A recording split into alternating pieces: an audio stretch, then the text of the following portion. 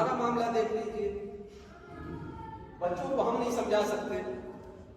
مسجدوں کو ہم سر پہ اٹھا کے رکھ دیا کرتے ہیں۔ تو لہٰذا میں زیادہ کچھ نہیں کہوں گا، صرف اتنا ہی کہوں گا کہ اس رمضان مبارک میں اللہ نے عطا کیا ہے تو بڑی لذاذت کے ساتھ اس کو گزاریں، بڑی تمکنت کے ساتھ اس کو گزاریں، بڑے ہی پیار اور محبت کے ساتھ اس کو گزاریں،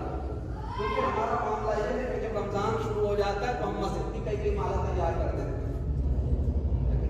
مدرسے کو بھی ہم یونیورسٹی بنا دیتے ہیں، اور جیسے رمضان ختم ہوا سب ختم، وہ مالے بھی ختم ہو جاتے ہیں، وہ یونیورسٹی بھی ختم ہو جاتی ہے۔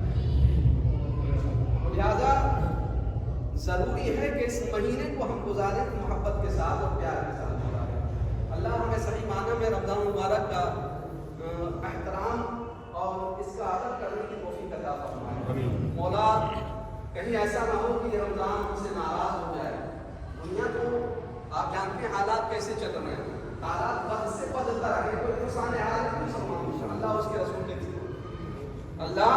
اور اس کے رسول کے سوا کوئی نقصان حالات نہیں۔ اب ہم اللہ ہی کو ناراض کرتے ہیں، رسول ہی کو ناراض گول کر دیا کرتے تھے، راتوں کو اکثر جاگ کر عبادت کیا کرتے تھے، اور یہ زبان ہی ہے جس کے بارے میں اللہ کے نبی نے فرمایا کہ دو چیزوں کی اگر مجھے ضمانت دے دو تو میں تمہیں جنت کی ضمانت دیتا ہوں، کیونکہ زبان ہی ایک ایسی چیز ہے اس سے آدمی دوسروں کو تکلیف دیتا ہے۔ بخاری شریف کی حدیث پاک ہے، اللہ کے نبی فرماتے ہیں جب صحابہ نے عرض کیا رسول اللہ کامل مسلمان کون ہے، پورا مسلمان کون ہے، پکا مسلمان کون ہے، تو اللہ کے نبی نے فرمایا من سلم المسلمون من لسانہ و یدہ، تم میں کامل مسلمان وہ ہے جس کی زبان اور جس کے ہاتھ سے دوسرے مسلمان سلام رہے۔ اب یہی دو چیزیں ہیں، اگر ہاتھ کا بس نہیں چلتا تو زبان سے تو تکلیف دیتا ہی ہے کہ نہیں، یا تو ہاتھ سے دے گا یا پھر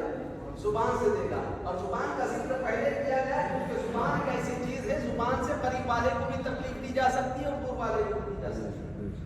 قریب والے کو بھی ایزا دی جا سکتی ہے اور دور والے کو بھی تکلیف دی جا سکتی ہے۔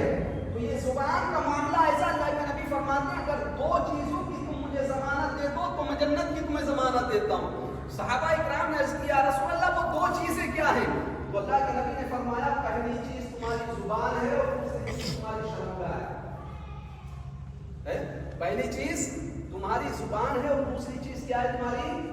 شرمگاہ ہے۔ اگر تم دو چیزوں کو قابو میں کر لو تو میں تمہیں جنت کا ضامن بناتا ہوں، جنت کا حقدار بناتا ہوں۔ تو لہٰذا ہمیں چاہیے کہ ہم اپنی زبانوں کو بھی کنٹرول میں رکھیں، کسی کو تکلیف دینے کی کوشش نہ کریں، بڑے پیار سے محبت سے خلوص سے اخلاص سے اس رمضان کو اس اللہ کے مہمان کو ہم خدا کریں، اس کی مہمان نوازی کریں، یہاں تک کہ آقا فرماتے ہیں کہ رمضان مبارک کے مقدس مہینے میں یہ صبر کا مہینہ بھی ہے، اس کو ماہ صبر بھی کہتے ہیں، ماہ صبر بھی کہا جاتا ہے، اور یہ صبر ہی وہ ہے کہ بندہ صبح سے لے کر شام تک اللہ کی رضا کے لیے بھوکا پیاسا روٹی کو ترک کر دیا، کھانے کو ترک کر دیا، یہاں تک کہ ایک منٹ پہلے بھی ایک لقمہ اپنے اندر نہیں لے جاتا۔ کیوں؟ کس لیے؟ اس لیے کہ کہیں اللہ ہم سے ناراض نہ ہو جائے، اللہ کا خوف ہوتا ہے، اللہ کا ڈر ہوتا ہے،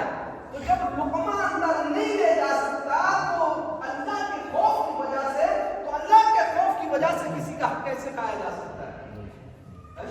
اللہ کے خوف کی وجہ سے جب کسی کی غیبت کی جائے تب اللہ کا خوف کیوں نظر نہیں آتا؟ جب کسی کی چغلی کی جائے، جب کسی پر بہتان لگایا جائے، جب وہ خرافات اور واہیات کام کیے جائیں تب اللہ کا خوف نظر کیوں نہیں آتا؟ یہ ماہ صبر ہے، صبر کا مہینہ۔ اللہ کے نبی فرماتے ہیں کہ اس مہینے میں ایسا صبر کرو کہ اگر تم سے کوئی تمہیں گالی دے تو تم اپنی زبان کو خاموش رہو، اور وہ جھگڑا کرنا چاہے تو تم اپنے آپ کو پیچھے ہٹا لو اور کہو کہ میں تجھ سے جھگڑا نہیں کرنا چاہتا، میں روک رہا ہوں۔ یہ آقا نے تلقین فرمائی ہے، اس مہمان کو گزارنے کی یہ تلقین اللہ کے نبی نے فرمائی ہے، مگر ہم کیا ہیں، ہمیں کتنا ہی سمجھا دیا جائے